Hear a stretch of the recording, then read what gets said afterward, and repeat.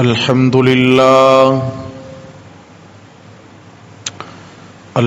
لله وحده والصلاة والسلام على من لا نبي بعده ولا رسول بعده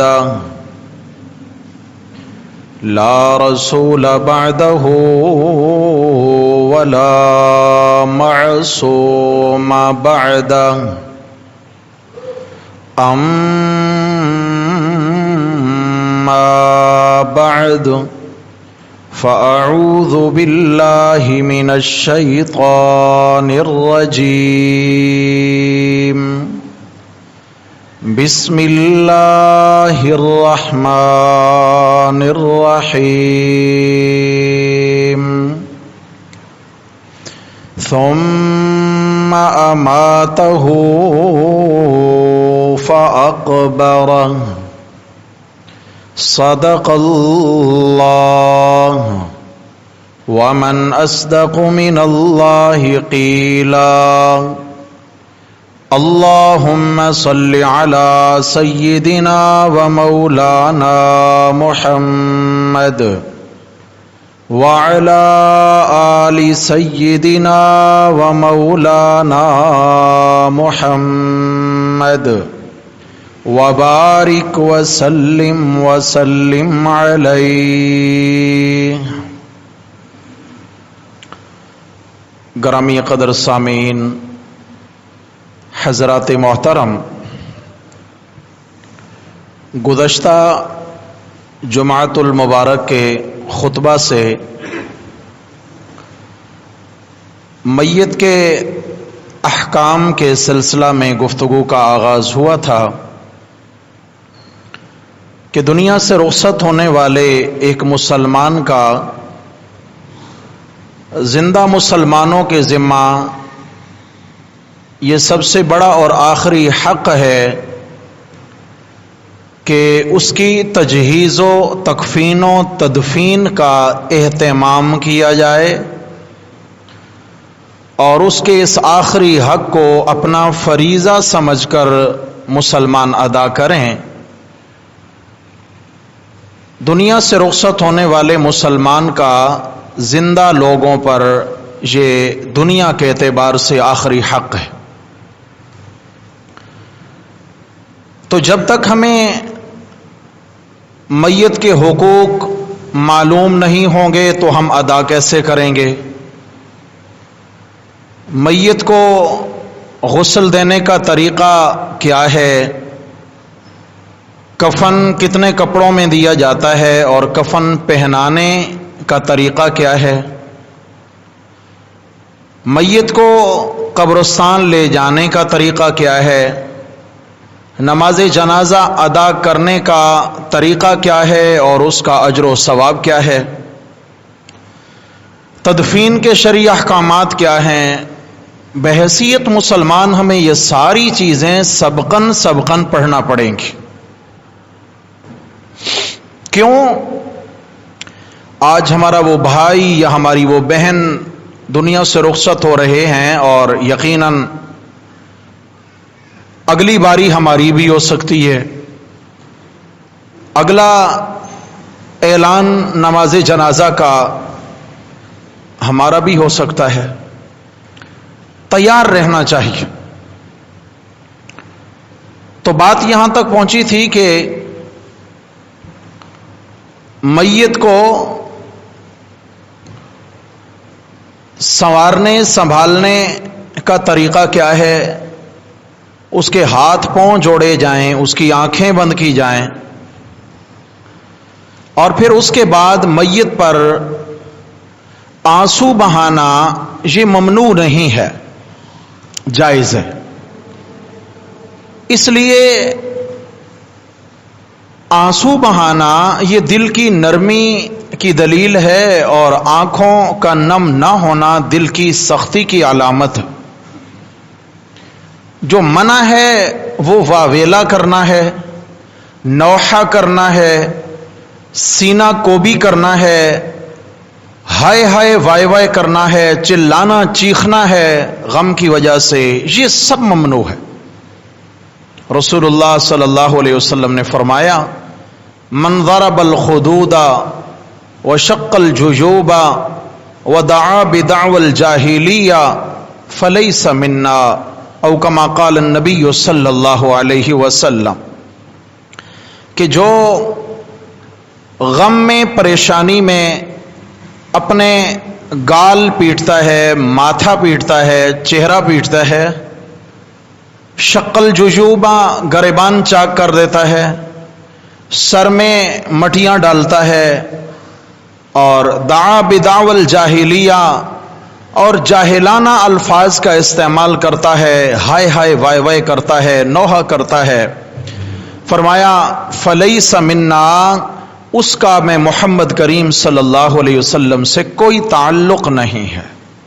میرے بھائیو، کتنی بڑی وعید ہے کہ آقا صلی اللہ علیہ وسلم دن قیامت کی اس مشکل گھڑی میں جس میں آپ علیہ الصلاۃ والسلام کی شفاعت کا ہر کلمہ گو مسلمان محتاج ہوگا، عین اس مشکل گھڑی میں حضرت صلی اللہ علیہ وسلم نے اگر یہ کہہ کر کسی سے منہ موڑ لیا کہ اس کا میرے سے کوئی تعلق نہیں ہے، بتائیے اس سے بڑا کوئی خسارہ اور نقصان اس شخص کا ہو سکتا ہے؟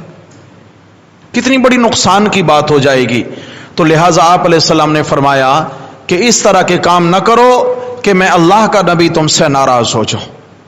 ایک اور روایت میں آیا، آپ علیہ الصلاۃ والسلام نے فرمایا کہ دن قیامت کی کچھ ایسی خواتین کو جہنم کی آگ میں ڈالا جائے گا کہ جن کے بدن پہ گندھک کے مادے کا لیپ کر دیا گیا ہوگا۔ گندھک جس کو دور سے آگ پکڑتی ہے، جیسے یوں سمجھ لیں آج کسی پہ پیٹرول چھڑک دیا گیا ہو، گندھک کے مادے کا لیپ کیا ہوا ہوگا، اور ان کے ناخن لوہے کے ہوں گے، بڑے بڑے ناخن ہوں گے لوہے کے۔ ایک تو اس سے اتنا انہیں خارش لگے گی، اتنا خارش کہ لوہے کے ناخنوں سے اپنے بدن کا گوشت اور چمڑا اتار دیں گی، گندک کی وجہ سے جو خارش ہوگی، اور پھر اٹھا کے ان کو آگ کی، جہنم کی آگ میں ڈالا جائے گا، اور ان کو آگ پکڑ لے گی، ایک خارش، ایک آگ کی شدید جلن، اوپر سے وہ اپنے لوہے کے ناخنوں کے ذریعے بدن کو خارش کر کے کھرچ کھرچ کے کیا حالت کر دی ہوگی، اور پھر اس طرح ان کو ہمیشہ جہنم کا عذاب ہوتا رہے گا اور اس تکلیف میں مبتلا رہیں گی۔ عرض کیا گیا یا رسول اللہ ان خواتین سے کیا قصور ہوا؟ آپ نے فرمایا کہ غم کی گھڑی میں یہ نوحہ کرتی تھی، غم کی گھڑی میں واویلا کیا کرتی تھی، ہائے ہائے وائے وائے بین کرنا، آسان الفاظ میں بین کرتی تھی۔ آپ علیہ السلام کا مدینہ کی گلی سے گزر ہونے لگا، صحیح بخاری میں حدیث ہے کہ یہودیوں کے گھر سے کچھ خواتین کے بین کرنے اور نوحہ کرنے کی آوازیں آ رہی تھی۔ آپ نے پوچھا یہ کیا ہے؟ تو عرض کیا گیا یا رسول اللہ اس گھر میں ایک یہودیہ خاتون کا انتقال ہو گیا ہے، تو اس کی میت پہ کھڑے ہو کر یہ عورتیں نوحہ کر رہی ہیں، اور طریقہ یہ ہوتا تھا کہ باقاعدہ اس زمانے میں نوحہ کرنے والی خواتین کرائے پہ دستیاب ہوا کرتی تھی۔ آج بھی نوحہ خاں کرائے پہ دستیاب ہوتے ہیں، باقاعدہ کرائے پہ دستیاب ہوتی، اور میت کے چارپائی کے چار پایوں کے ساتھ کھڑی ہو جاتی، ایک اس کے حسن و جمال کی تعریف کرتی اشعار میں، اور دوسری جو ہے نا اس کے مال دولت کی تعریف کرتی، ایک اس کے قبیلہ اور خاندان کی تعریف کرتی، اور اس طریقے سے تعریفیں بھی کرتی، روتی اور رلاتی۔ یہ رونا بھی ایک ٹیکٹ ہے، رونے کا انداز بنا لینا، جھوٹ موٹ کا رونا، جیسے یوسف علیہ السلام کے بھائیوں نے رونا رویا تھا، رلاتی تھی۔ آپ علیہ الصلوۃ والسلام نے جب یہ آواز سنی تو آپ نے فرمایا اچھا یہ اس میت پہ نوحہ کر رہی ہیں، رو رہی ہیں؟ جی اللہ کے نبی۔ آپ نے فرمایا ان المیت لیعذب فی قبرہ ببکاء اہلہ انہم لیبکون علیہ الآن۔ فرمایا کہ یہ بد نصیب یہاں تکلیف میں مبتلا ہیں، یعنی رونا دھونا کر کے، وہ یہودیہ عورت کی میت یعنی اس کی روح وہاں عذابوں میں مبتلا ہو چکی ہے، یہ یہاں مبتلا ہیں، وہ وہاں مبتلا ہے۔ سمجھا کہ اگر ان کو پتہ چل جائے کیا گزر گئی تو پھر تو ان کو سبق حاصل ہو جائے۔ فرمایا ادھر روح نکلنے کی دیر ہے، آخرت کے معاملات شروع ہو چکے، ہاں آخرت کے معاملات شروع ہو چکے. تو میرے بھائیوں، عرض کرنے کا مقصد یہ ہے، بحیثیت مسلمان ہمیں اپنے گھروں کے اندر غم اور خوشی کو برداشت کرنے کے لیے سنت کی راہ ہموار کرنا چاہیے. کون سی شاباش بولیں؟ سو گئے کیا؟ ہاں، سنت کی راہ ہموار کرنا چاہیے. حالات آ جائیں، سمجھانے کا طریقہ کیا ہو. مثال، محلے میں کوئی ایسا معاملہ ہو گیا، گلی میں کوئی معاملہ ہو گیا، رونا دھونا شروع ہے، واویلا شروع ہے، تو بندہ اپنے بیوی بچوں کو، بہن بھائیوں کو بٹھا کر ترغیب دے، دیکھیں یہ جو کام ہو رہا ہے اس طرح منع ہے، اس طرح منع ہے، اس طرح منع ہے، اس میں یہ قباحت ہے، اس پر یہ سزا ہے، یہ سزا ہے، تاکہ کل کلا اپنے گھر میں کوئی ایسی گھڑی آ جائے تو گھر والے پہلے سے ہی ذہنی طور پر اس کو برداشت کرنے کے لیے تیار ہو. آپ قرآن مجید میں آیا نا، یا ایھا الذین آمنوا قوا انفسکم واہلیکم نارا، ایمان والو اپنے آپ کو بھی جہنم کی آگ سے بچاؤ، اپنے گھر والوں کو بھی جہنم کی آگ سے بچاؤ. تو حضرات محترم، میت پر صبر کرنا یہ بہت ضروری ہے، لیکن آنسو بہانا یہ صبر کی خلاف ورزی نہیں ہے. آپ علیہ الصلوۃ والسلام اپنے صاحبزادے حضرت ابراہیم رضی اللہ تعالیٰ عنہ جو 17 مہینے کے لخت جگر ہیں آپ علیہ السلام کے، اور ان کا انتقال ہو جاتا ہے، آپ علیہ السلام نے ان کو گود میں لیا ہوا ہے، اور نبی مکرم صلی اللہ علیہ وسلم کی مبارک آنکھوں سے آنسو ٹپک رہے ہیں. ایک صحابی پوچھتے ہیں، انت یا رسول اللہ، اللہ کے حبیب آپ بھی؟ اشارہ، آپ بھی کیا مطلب؟ یہ رونا اور آپ تو ہمیں صبر کی تلقین کرتے ہیں. آپ علیہ الصلوۃ والسلام نے فرمایا انہا رحمت، آنسو بہانا اللہ کی رحمت. شاباش بولو، کیا ہے بھائی؟ اور منع کیا ہے؟ واویلا کرنا. شاباش بولیے، کیا چیز؟ ہاں، ہمارے ہاں تو واویلا کے بھی عجیب عجیب رنگ ہیں، اور خدا کی اتنا ناقدری کی جاتی ہے، اللہ تبارک و تعالی کی ذات کی اتنی حد تک کی جاتی ہے کہ جس کی کوئی انتہا نہیں. کیا ہے جی؟ اللہ تعالیٰ کو مارنے کے لیے ہمارا ہی بیٹا ملا تھا، اس نے بھی دنیا کا دیکھا ہی کیا تھا. ہر مصیبت ہم پہ پڑ رہی ہے، کیوں؟ اور دنیا نہیں ہے آزمائشوں کے لیے؟ یہ کیا ہے؟ یہ کفریہ جملے ہیں میرے بھائی. کیا ہیں؟ ہاں، ایسی گھڑی میں اپنے آپ کو جس نے سنبھال لیا وہ بڑا کارگر ثابت ہوا. چلیں جی آگے چلتے ہیں. میت کو دفنانے کفنانے کے لیے ابھی تک تو ہم نے مسلمان میت کے احکامات پڑھے. ایک کافر میت ہے، اس کے ساتھ کیا کرنا ہے مسلمانوں کو؟ یاد رکھیے، کافر دو طرح کے ہوتے ہیں.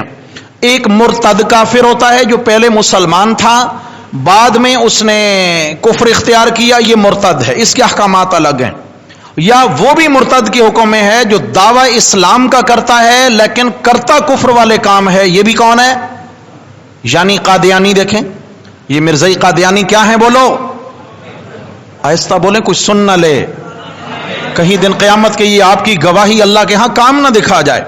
جو میرے نبی صلی اللہ علیہ وسلم کے غدار ہیں وہ مرتد کافر ہیں. بولو کون ہے؟ جو میرے نبی کا نہیں وہ خدا کا بھی نہیں ہو سکتا. کہو صلی اللہ علیہ وسلم. مرتد کافر کے الگ احکامات ہیں. ایک ایسا کافر ہے جو پیدائشی ہی کافر ہے، اسلام قبول ہی نہیں کیا، اسلام کا دعویٰ ہی نہیں کیا، یہودی ہے، عیسائی ہے، ہندو ہے، سکھ ہے، کفر پہ چلتا جا رہا ہے. اس کے الگ احکامات ہیں. ایک مرتد ہے. مرتد شخص اگر مر گیا تو اب مسلمانوں کو کیا کرنا ہے؟ مسلمانوں پر یہ لازم نہیں ہے کہ یہ جا کر ڈھونڈیں کافروں کو، بھائی اس کو لے جاؤ یہ تمہارا ہم مذہب ہے. نہیں، ایسا کرنے کی اجازت نہیں ہے، بلکہ اس کو نہ مسلمانوں کی طرح غسل دیا جائے گا، نہ مسلمانوں کی طرح کفن دیا جائے گا، نہ مسلمانوں کی طرح باوقار قبر بنائی جائے گی، بلکہ ایک گڑھا کھودا جائے گا. اگر آپ کی اجازت ہو تو فتاوی شامی کا جملہ سنا دو. اجازت ہے؟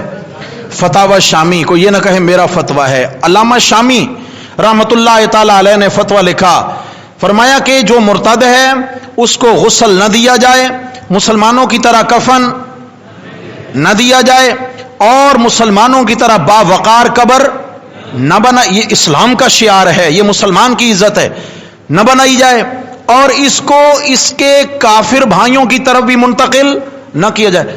علامہ شامی فرماتے ہیں، علامہ ابن عابدین علامہ شامی، کہ اس کو گھسیٹ کر مردہ کتے کی طرح اس گڑھے میں ڈال کے مٹی ڈال دی جائے. یہ مرتد کافر کا انجام ہے. کس کا؟ ٹھیک ہے نا جی. اور ہمارے ہاں کیا ہوتا ہے جی؟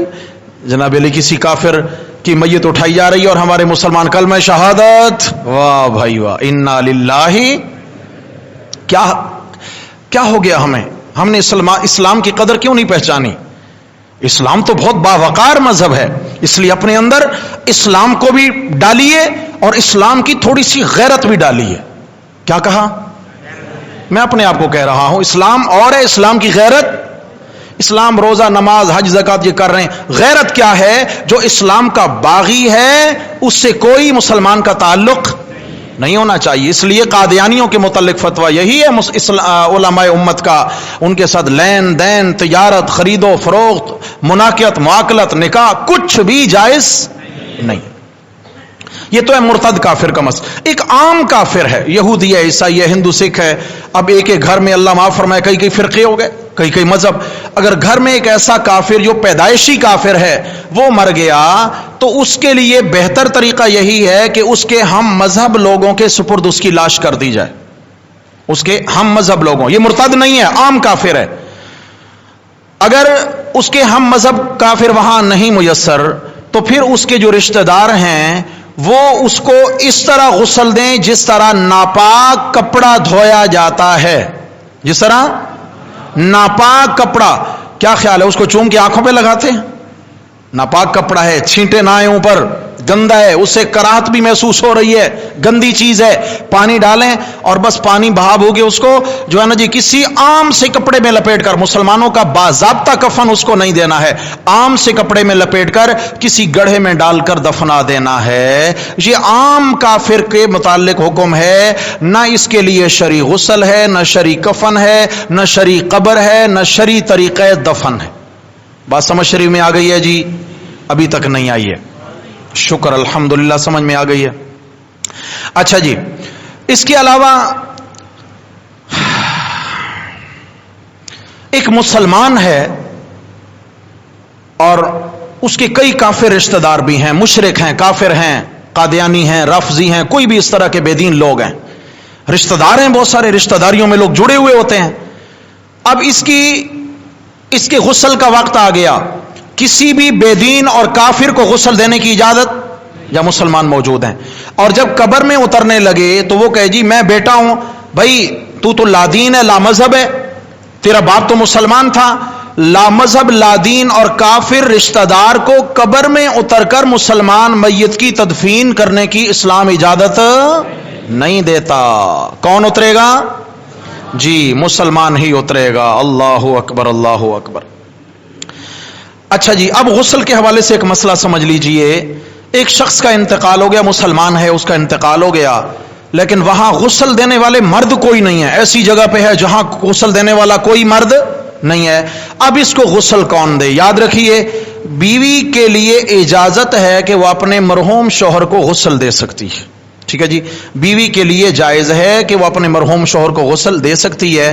لیکن اگر بیوی بھی موجود نہیں ہے وہاں پر، اور یا تو صرف خواتین ہیں مسلمان، یا صرف کافر مرد ہیں، مسلمان مرد ہوگا پھر تو وہ غسل دے لے گا، بیوی ہوگی غسل دے لے گی. لیکن مسلمان خواتین ہیں جو غیر محرم ہیں، سمجھنا، خواتین ہیں مگر غیر محرم ہیں، مرد ہیں مگر کافر ہیں. اب غسل کون دے؟ اب شریعت کہتی ہے کہ جو مسلمان خواتین ہیں یہ نامحرم مرد کو غسل نہ دیں. مسلمان خواتین نامحرم مرد کو غسل، بدن برہنہ ہوتا ہے، غسل نہ دیں. یہ کسی کافر کو شرعی غسل کا طریقہ سکھا دیں، اس کو بتا دیں. یہ کہ وہ غسل دینے لگے یہ پردے میں کھڑی ہو جائیں اور اسے بتاتی جائیں اب یوں کرو یوں کرو یوں کرو، طریقہ بتاتی جائیں اور وہ کافر جو ہے اس کو غسل دے دے. یہ بامر مجبوری ہے. بولو کیا ہے میرے بھائی؟ بامر مجبوری ہے. اچھا غسل تو ہو گیا، اب جنازہ. فرمایا یہی مسلمان خواتین اس پر نماز جنازہ پڑھ لیں. کیا کریں؟ یہی مسلمان، امامت کوئی نہیں کرے گی، بس صف میں کھڑی ہو جائیں، سمجھ آ گئی ہے، اور مسلمان خواتین اس پر اس طرح 4 تکبیروں سے نماز جنازہ ادا کر لیں. تو یہ شرعی طریقہ ہے. ایک اور مسئلہ آیا کہ میت کا بوسہ لینا کیسا ہے. انشاءاللہ ہر رخ پہ چلیں گے، میت کے حوالے سے جتنے احکامات ہیں ان سب کو لے کے انشاءاللہ چلنا ہے اور ہم نے سیکھنا ہے انشاءاللہ. میت کا بوسہ لینا شرعن جائز ہے. عبید بھائی جاگ کے بیٹھے, جاگ رہے ہیں آپ بھی؟ میں اس لیے جگاتا ہوں بھائی, یہ مسئلے رہ گئے نا تو پھر آپ نے کہیں سے مسئلے کی دم پکڑ لینی ہے اور باقی مسئلہ ختم. اس لیے جاگ کے بیٹھے تھوڑی دیر کے لیے. شاباش. مسلمان میت کو بوسہ دینا یعنی اس کا بوسہ لینا جائز ہے. نبی کریم صلی اللہ علیہ وسلم حضرت عثمان ابن مظعون رضی اللہ تعالیٰ عنہ کی میت پہ تشریف لائے اور آپ صلی اللہ علیہ وسلم نے دیکھا کہ حضرت عثمان ابن مظعون رضی اللہ تعالیٰ عنہ کا انتقال ہو گیا. آپ علیہ السلام جھکے اور حضرت عثمان کے ماتھے پہ بوسہ دیا. یہ حضرت عثمان غنی نہیں ہے, حضرت عثمان ابن مظعون آپ کے صحابی ہیں. بوسہ دیا, پھر آپ علیہ السلام کے آنسو نکل آئے, آپ رو پڑے. اسی طرح آپ علیہ السلام کے انتقال کے بعد حضرت صدیق اکبر رضی اللہ تعالیٰ عنہ آپ کے حجرہ پاکیزہ میں تشریف لائے اور آپ علیہ الصلوۃ والسلام کے چہرے کو جھک کر بوسہ دیا, آپ کی پیشانی مقدسہ کو بوسہ دیا اور پھر آپ علیہ السلام پر رونے لگے. تو معلوم یہ ہو گیا کہ مسلمان کی میت کا بوسہ لینا کیا ہے بھائی؟ جائز ہے. اب ایک مسئلہ اور بھی سمجھ لیں, یہاں تک تو جائز ہو گیا بوسہ لینا. ایک مسئلہ اور بھی سمجھ لیجئے کہ تجہیز و تکفین کے جو اخراجات ہیں, تجہیز و تکفین یعنی اس میں کیا کیا چیزیں آتی ہیں؟ غسل کا خرچہ, کفن کا خرچ اور قبرستان تک لے جانے کا خرچ, قبر کا خرچ, تدفین کا خرچ, یہ شرعی اخراجات ہیں. اس میں خوشبو وغیرہ جو اس کے غسل کے ضمن میں چیزیں آ جاتی ہیں, صابن وغیرہ, یہ شرعی اخراجات ہیں. یہ کس کی ذمہ داری ہے؟ مسئلہ خوب سمجھیے احباب. اسلام کا مزاج ہے کہ اسلام خواہ کسی پر بوجھ نہیں بنتا, کسی پر بوجھ نہیں ڈالتا, آسانیاں ہی آسانیاں ہیں. تو شرعی مسئلہ یہ بتایا گیا کہ اس کا جو مال وراثت ہے, میت کا جو مال وراثت ہے, اس میں سے دیکھا جائے گا اگر اتنا مال وراثت ہے کہ اس کی تجہیز و تکفین, قبر وغیرہ کے اخراجات اسے پورے ہوتے ہیں تو سارے کا سارا خرچہ اس کی وراثت سے لے کر کیا جائے گا. پہلی بات تو یہ ہے. کہاں سے ہوگا خرچہ بھائی؟ اس کی مال وراثت سے خرچہ ہوگا. اگر مال وراثت سے کوئی نہیں کرتا, کوئی قریبی رشتہ دار ہے, وہ ثواب کی نیت سے کر دیتا ہے. رشتہ دار نہیں ہے, کوئی اور مسلمان ہے, وہ ثواب کی نیت سے کہتا ہے بھائی یہ خرچہ میرے ذمہ, تو بھی جائز ہے, اس میں کوئی کراہت اور گناہ کا معاملہ نہیں ہوگا, جائز ہے, بہت بڑے ثواب کا معاملہ ہے, اس طرح کر سکتے ہیں. اگر کوئی اس طرح نہیں ہے, ان کا مال وراثت بھی نہیں ہے, تو اب کیا کیا جائے گا؟ اب میرے بھائیو یہ ہے کہ گورنمنٹ, جو اسلامی گورنمنٹ ہے, اسلامی حکومت ہے, اب یہ اس کی ذمہ داری ہے کہ بیت المال میں سے اس پر خرچ کریں گے, بیت المال میں سے, اسلامی خزانے میں سے اس پر خرچ کیا جائے گا. اگر گورنمنٹ بھی صرف احتجاج وغیرہ ادھر مصروف ہو پکڑ دھکڑ میں اور یہاں کسی کا انتقال ہو جائے تو پھر کیا کریں بھیا؟ سو رہے ہیں کیا؟ تو جاگے نا. پھر جناب علی یہ ہے, شرعی مسئلہ یہ ہے کہ مسلمانوں تک اگر اطلاع پہنچ گئی, جیسے محلہ میں اطلاع پہنچ گئی بھائی کوئی لاوارث ہے یا غریب ہے, اس کا انتقال ہو گیا ہے, محلے کے لوگوں کو, مسجد کے نمازیوں کو پتہ چل گیا, تو یہ تمام پر فرض کفایہ ہے اس کے اخراجات اٹھانا, تمام پر فرض. مطلب اگر محلے میں سے کوئی ایک شخص بھی یہ اخراجات نہیں اٹھائے گا تو سارا محلہ گناہگار ہوگا, سارا محلہ گناہگار ہوگا. اور اگر کوئی ایک بھی خرچ اٹھا لے گا تو سارے گناہ سے بچ جائیں گے, اور اگر چند لوگ مل کر خرچ اٹھا لیں گے تو پھر بھی گناہ سے کیا ہوگا بھائی؟ بچ جائیں گے. یہ ترتیب ہے اس کی. لیکن ایک مسئلہ اور بھی یہاں سمجھ لیجئے, عورت خواہ وہ مال چھوڑ کے مری ہو یا وہ مسکینی کی حالت میں مری ہو, جو شادی شدہ عورت ہے, شادی شدہ عورت کا چونکہ زندگی میں خرچہ اس کے شوہر کے ذمہ تھا, تو وفات کے بعد اس کی تجہیز و تکفین و تدفین کے تمام اخراجات بھی کس کی ذمہ داری ہے؟ جی, شوہر کی ذمہ داری ہے. بھلے بیوی کروڑوں چھوڑ کر دنیا سے گئی ہیں, لیکن پھر بھی یہ والے اخراجات کس کی ذمہ داری ہے؟ شوہر کی ذمہ داری ہے. سمجھ آ گئی نا جی؟ اچھا, اللہ اکبر. ایسے ہی ہمیں سمجھنا یہ ہے کہ کون کون سے خرچے ہیں جو لازم ہیں. یہ ذرا اس بات کو بھی سمجھ لیں ہم, کون کون سے خرچے لازم ہیں. تو غسل اور غسل کے متعلقات, جتنی غسل کے ساتھ ریلیٹڈ چیزیں ہیں, غسل میں جو شرعی اعتبار سے، وہ آگے انشاءاللہ مسائل آنے والے ہیں کہ غسل میں کن کن چیزوں کی ضرورت ہوتی ہے. غسل کی تمام تر چیزیں، ان کا خرچہ، کفن کے کپڑے ان کا خرچہ، خوشبو صابن وغیرہ جو آگے ان کا خرچہ. اس کے علاوہ قبرستان تک میت کو پہنچانے کے لیے کوئی کنوینس وغیرہ ضرورت ہے تو اس کا خرچہ. قبر اگر قیمتاً ملتی ہے یا کھدائی میں خرچہ آتا ہے تو اس کا خرچہ. یہ تمام شرعی اخراجات ہیں. ان کے علاوہ جتنے رسم و رواج ہمارے ہاں پائے جاتے ہیں، یہ کھانا کر لو، وہ کھانا کر لو، یہ کر لو، یہ میرے بھائیوں ان کا شرعی اخراجات سے کوئی تعلق نہیں ہے. سمجھ آ گئی ہے؟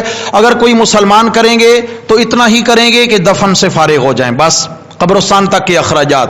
اگر رشتہ دار کریں گے تو اتنا ہی کریں گے. میت کی اپنی وراثت سے لیا جائے گا تو بس. مسئلہ خوب سمجھیے، اس سے زیادہ میت کی وراثت سے لینا شرعاً جائز نہیں ہے. یہ مسئلہ ہمیں اچھی طرح یاد رکھنا چاہیے. ایک مسئلہ بیچ میں اور بھی ذہن نشین ہو جائے کہ ایک ایسا شخص ہے جو لاوارث مر گیا یا غریب مر گیا.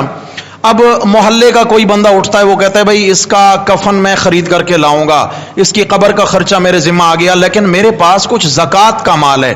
یاد رکھیے، اور بڑی اہمیت کا حامل مسئلہ ہے.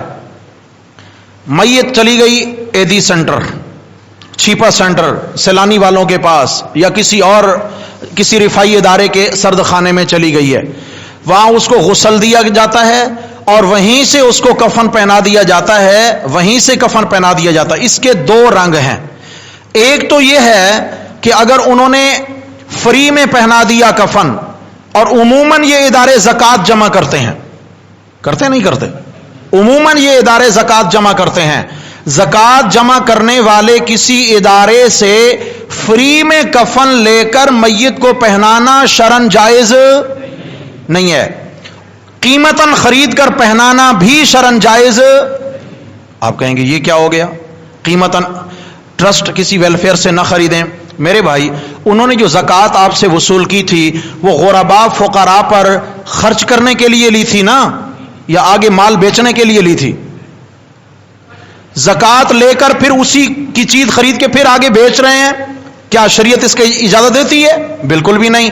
اب اگر کوئی ٹرسٹ والے اپنے پاس سے فری میں کفن پہنا رہے ہیں اور ان کے اسی طرح کے چندے وغیرہ ہیں جن میں زکوٰۃ ہے، تو میت کو ایسا کفن پہنانا بالکل شرعاً ناجائز ہے، اس کی اسلام میں اجازت. مسئلہ خوب سمجھو. اور اگر وہ بیچ رہے ہیں تو ان سے خرید کر بھی ہم اپنی میت کو کفن، آپ بازار سے کفن خریدیں، ان کو دے دیں بھائی یہ غسل یہاں ہو جائے گا، ہم غسل کے چارجز دیں گے، اور اس کے علاوہ یہ کفن ہمارا اپنا ہی میت کو پہنایا جائے گا. یہ طریقہ کار بالکل محفوظ اور بہترین اور درست ہے. عرض یہ کر رہا تھا کہ محلے کا ایک شخص کہتا ہے بھائی میرے پاس زکوٰۃ کا مال موجود ہے، میں میت کے تمام تر اخراجات زکوٰۃ سے کروں گا. تو تمام فقہاء کرام نے یہ مسئلہ لکھا ہے کہ زکوٰۃ کے مال میں سے کفن دفن کے اخراجات کرنا جائز. کیوں؟ زکوٰۃ اس شخص کو دی جاتی ہے جو زکوٰۃ کے مال پر قبضہ کرے، اس کا شرعاً مالک بن جائے، اور میت کسی چیز پر قبضہ کرنے کا اختیار نہیں رکھتی ہے. اختیار میت کو کوئی اختیار بھی نہیں ہے. سمجھ آ گئی ہے؟ تو اس لیے میرے بھائیو، دوستو، بزرگوں، بہت احتیاط چاہیے اس معاملہ میں. اب آگے چلیے، مسائل تو انشاءاللہ ذہن میں مزید آتے چلے جائیں گے، بیچ میں انشاءاللہ ان کو ایڈ کرتے چلے جائیں گے. اللہ کرے اس میدان میں جو ہے نا آپ پی ایچ ڈی کر لیں انشاءاللہ، اور انشاءاللہ جو عنوان شروع ہوگا انشاءاللہ اس کو باریکی تک کھولنے کی کوشش ہمیشہ کی جائے گی انشاءاللہ. اللہ عمل کی توفیق نصیب فرمائیں. میرے بھائیوں، جتنی تھوڑی سی زندگی ہے اس کو ہم سیکھتے سیکھتے اور کرتے کرتے گزار دیں. کرنا ہے مگر سیکھ کر کرنا ہے. سمجھ آ گئی ہے؟ سیکھے بنا کوئی اگر ڈرائیونگ سیٹ پہ بیٹھے گا تو خود بھی مرے گا اور باقیوں کا بھی سر لے جائے گا. تو اس لیے جو بھی کرنا ہے کیسے کرنا ہے؟ سیکھ کے کرنا ہے انشاءاللہ. اگلا مسئلہ سمجھیے جی، غسل کی تیاری ہو رہی ہے، میت کے غسل کی تیاری. غسل کا سامان الگ چیز ہے، اور کفن دے رہے ہیں، کفن کا سامان الگ چیز ہے. دفن کرنے لگے ہیں، دفن کا سامان الگ چیز ہے. سمجھ آ گئی ہے؟ یہ غسل، کفن، دفن، اس کے مسائل تو آگے آئیں گے، طریقہ بھی بتاؤں گا، لیکن پہلے سامان سمجھ لیجئے کہ سامان کیا کیا ہے. سب سے پہلے غسل کے حوالے سے ہمارا یہ خیال ہوتا ہے کہ ہم نے غسل دینا ہے میت کو، تو بھائی غسل کون دے؟ سب سے پہلے میت کو غسل دینے کا حق اس کے قریب ترین رشتہ داروں کو ہے. شریعت میں سب سے پہلے حق ان کو ہے.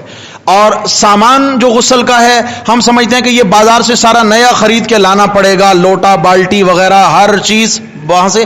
کوئی نئی چیزیں خریدنے کی ضرورت نہیں ہے. جو گھر کے استعمال میں برتن ہیں انہی کو اچھے سے دھو کے پاک صاف کر لیں اور انہی میں پانی وانی بھر کے اور اسی سے ہی غسل دیں. گھر میں جو آپ کے صابن رکھا ہے وہی چلا دیں. بات سمجھ میں آ گئی ہے بھائی؟ آپ کے گھر میں جو خوشبو رکھی ہوئی ہے وہی استعمال کر دیں، جو آپ استعمال کرتے ہیں وہی استعمال کر دیں. نئی چیزیں لانے کی ضرورت نہیں ہے. لیکن اگر گھر میں نئی چیزیں، گھر میں اگر کوئی اس طرح کی چیزیں نہیں ہیں تو ہمیں بازار سے چیزیں لانی ہے، تو یاد رکھیے کیا کیا ہے. سب سے پہلے میت کو نہلانے کا برتن ہے، مثلا پانی کا ٹب ہے پانی کا، یا بالٹیاں وغیرہ، ٹھیک ہے، یہ ضرورت پڑتی ہیں. اس کے علاوہ مگ ہوتا ہے، لوٹا یا مگ، کوئی اس طرح کی چیز لے لیں، وہ پرانا ہو نیا ہو چل جائے گا لیکن صاف ستھرا ہو. اس طریقے سے غسل کا تختہ ہے، آج کل تو مساجد میں عام مل جاتا ہے، ٹرسٹ جتنے بنے ہوئے ہیں ان میں بھی غسل کا تختہ مل جاتا ہے، تو غسل کے تختے کا انتظام کر لیا جائے. اس طریقے سے میت کو استنجا کرانے کے لیے 3 یا 5 مٹی کے ڈھیلوں کا اہتمام کر لیا جائے. 3 یا یہ طاقت ہے، 3 مٹی کے ڈھیلے ہوں یا 5، ان کا اہتمام. اس کے علاوہ تقریباً 2 مٹھی بقدر بیری کے پتوں کا انتظام کر لیا جائے. کس چیز کا؟ اب یہ بیری کے پتے کوئی یہ نہیں ہے کوئی ان میں خاص برکت ہے، نہیں. عرب میں پرانے زمانہ میں جب صابن وغیرہ نہیں ہوتے تھے تو کیا کرتے لوگ، بیری کے پتوں کو پانی میں ڈال کے پانی میں ان کو جوش دیتے اور ایسی تاثیر پانی میں پیدا ہو جاتی کہ بدن کا میل جلدی اتر جاتا تھا. تو بدن کو صاف کرنے کے لیے بیری کے پتوں کا ابلا ہوا پانی یہ زیادہ مؤثر اور مفید ہے.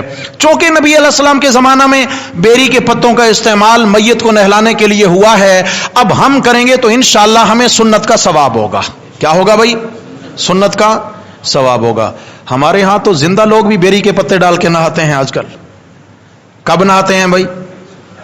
جی 15 شعبان کو. ماشاءاللہ ماشاءاللہ. میرے پیارے بھائیوں، یہ میت کے لیے غسل ہے، زندہ کا یہ غسل، ہاں یہ میت کے لیے اہتمام ہے. لہٰذا آپ تکلیف نہیں فرمایا کریں. اپنے آپ کو جیتے جاگتے انسان خواہ میت بنا رہے ہیں. بھائی میت کے احکامات الگ ہیں. آپ ناراض تو نہیں ہو جاتے؟ ناراض نہیں ہوا کریں، آپ کے فائدے کی باتیں ہیں. میں اکثر کہتا ہوں ہم آپس میں بیٹھے ہیں، آپس میں اگر ایک دوسرے کی خیرخواہی کی بات نہیں کریں گے بھائی ہمیں کون بتائے گا؟ اللہ تعالی ہم سب کے لیے دین سیکھنا آسان بنا دے. بیری کے پتے کتنے ہوں؟ 2 مٹھی بقدر. اس کے علاوہ لوبان، یہ تقریباً 1 تولہ ہو جائے. لوبان سمجھتے ہیں جس کی دھونی دی جاتی ہے. یہ لوبان کیوں لائیں گے؟ جس تختے پر میت کو لٹا کے غسل دینا ہے 1 یا 3 بار اس کو دھونی دینی ہے لوبان کی. یہ بھی مستحب عمل ہے. سمجھ آ گئی ہے؟ تاکہ اس پہ کوئی جراثیم وغیرہ ہوں تو وہ ختم ہو جائیں. تو یہ صرف اس تختے کو دھونی دینے کے لیے لوبان کا اہتمام ہے. اس کے علاوہ عطر ہے، روئی ہے، اور خاص کر غسل میں 2 تہبند کا اہتمام ہو. 2 تہبند، کتنے؟ مرد کے لیے بھی عورت کے لیے 2 تہبند ہوں. وہ جو ایک تو غسل دیتے وقت اوپر ڈال دیا جائے گا اور کپڑے تو اتار لیے جاتے ہیں تاکہ پانی ڈالتے رہیں تو سطر نہ کھلے. اور یہ تہبند اتنے موٹے کپڑے کے ہونے چاہیے کہ گیلا ہونے کے بعد جب بدن سے مس ہو، ٹچ ہو تو بدن کے اعضاء ظاہر نہ ہوں. ورنہ عام اگر سفید کپڑا ہو پانی ڈالتے ہی کیا ہے وہ تو چپک جائے گا اور اعضاء ظاہر ہونے لگیں گے، بے پردگی ہوگی. تو 2، اچھا ایک تو شروع میں ہوگا، ایک جب نہلا لیں گے تو بعد میں کفن پہنانے سے پہلے کیا ہوگا، اس کو ہٹا لیں گے، دوسرا اوپر صاف جو خشک ہے وہ ڈال لیں گے اور اٹھا کے میت کو کفن میں رکھنا ہے. تو بھائی ابھی غسل کے سامان کی طرف ہم جا رہے تھے، تو غسل کے سامان میں آخری چیز کیا ہے؟ 2، آخری نہیں بلکہ ایک اور بھی ذہن میں آ گئی، 2 تہبند اور 2 دستانے بھی ہیں اس میں. کتنے؟ 2 دستانے. وہ کسی بھی کپڑے کے بنائے جا سکتے ہیں. سمجھ آ گئی ہے؟ لیکن کم از کم یہ جو گٹا ہے اس سے اوپر تک ان کو باندھ لیا جائے. ہاتھ کے گھٹنے سے تھوڑا اوپر تک اس کو باندھ لیا جائے اور وہ اتنے کھلے ہوں کہ ان میں ہاتھ آسانی سے حرکت کر سکے، موومنٹ کر سکے.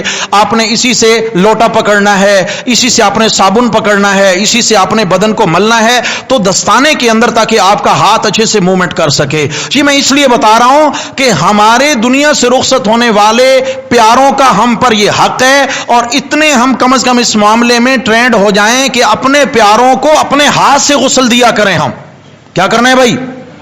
خواتین کا غسل سیکھیں، مرد مردوں کا غسل سیکھیں. تو یہ کیا ہے جی؟ 2 دستانے اور 2 تہبند، یہ غسل کا سامان ہے. اس کے علاوہ جو کفن کا سامان ہے تو انشاءاللہ آگے چل کر بتائیں گے. مرد کے 3 کپڑے ہیں اور عورت کے ماشاءاللہ 5 کپڑے ہیں. صحیح ہے نا جی؟ اچھا، چھوٹا پیدا ہونے والا نومولود بچہ ہو، اگر وہ بچی ہے تو بھی اسی طرح اس کے 5 کپڑے ہیں. وہ بچہ ہے تو اسی طرح بڑے مرد کی طرح اس کے 3 کپڑے ہیں. اور ان کو غسل بھی سیم اسی طرح دیا جائے گا جیسے بالغ مرد عورت کو غسل دیا جاتا ہے. یہ مسلمان کی تکریم اکرام ہے. اچھا جی، یہ چیزیں تو ہو گئیں کس کی جناب؟ غسل کی. اور اس کے علاوہ کیا ہے جناب؟ کفن کا سامان. اس میں 2 ہی چیزیں میں نے عرض کی ہیں، مرد کا الگ، عورت کا الگ ہے. ترتیب آگے آنے والی ہے انشاءاللہ، ایک ہی چیز پر بات ہوگی. تیسری چیز باقی رہ گئی، جنازہ کا سامان. جنازہ اٹھانا ہے. اس کے لیے پہلی چیز جو ہے وہ جنازہ کی چارپائی ہے.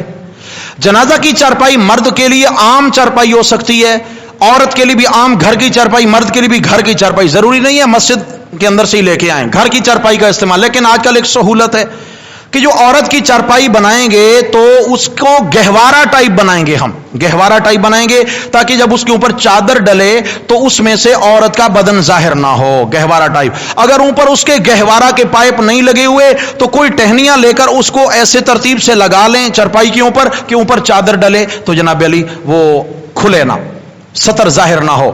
یہ جنازہ کے سامان میں ہے. اچھا، دوسری چیز ہے کفن کے علاوہ ایک اضافی چادر جو عموماً میت کے اوپر ڈالی جاتی ہے اور وہ چارپائی کے ساتھ واپس آ جاتی ہے.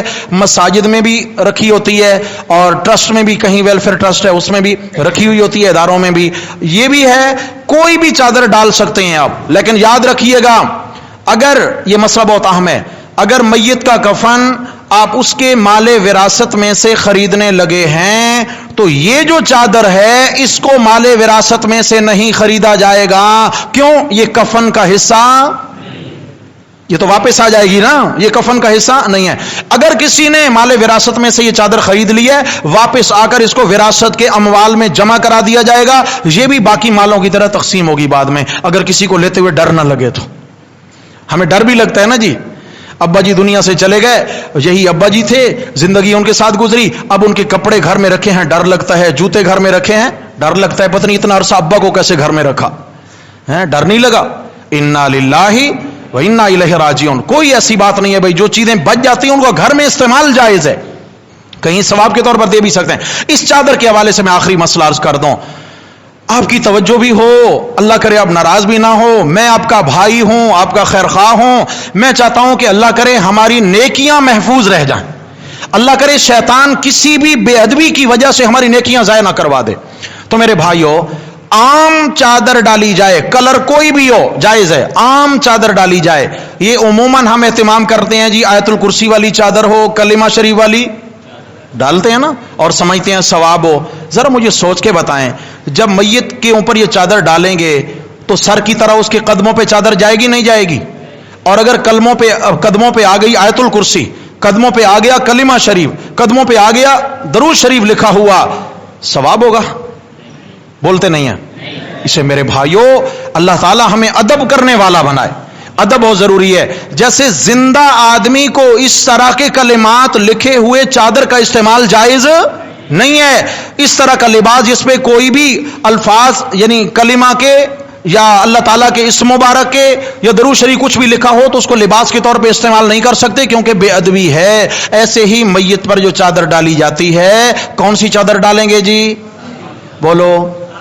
اور اگر کہیں ایسا ہوتا ہے پیار محبت سے بات سمجھائیں، تنازع پیدا نہیں کریں. دیکھیں معاشرے میں پتہ نہیں ہے، بیچارے لوگوں کو بتایا نہیں گیا ہے. پیار محبت سے سمجھا کر بڑے اخلاص سے خیر خواہی کے جذبے سے، بھائی دیکھیں یہ چیز ہے یہ چیز ہے یہ چیز ہے، سمجھا کر وہ اتروا لیں، بھلے اپنا ہی کوئی رومال ڈال دیں اس پر، جائز ہے، اس کے بعد ویسے بھی اتر جانا ہے اس نے تو یہ ترتیب ہے، یہ سامان ہے غسل کا، یہ سامان ہے کفن کا، یہ سامان ہے جنازہ کا۔ تو میرے بھائیوں اس ترتیب سے انشاءاللہ چلنا ہے۔ اب میت کو غسل کیسے دینا ہے انشاءاللہ اگلے جمعہ میت کے غسل کا عملی طریقہ ہم پڑھیں گے۔ میت کو، مرد کو کیسے غسل دیں، عورت کو کیسے غسل دیں۔ دعا ہے اللہ تبارک و تعالی ہم سب کو دین و تین سیکھ کر اس پر عمل پیرا رہنے کی توفیق نصیب۔ اقول قولی ھذا استغفر اللہ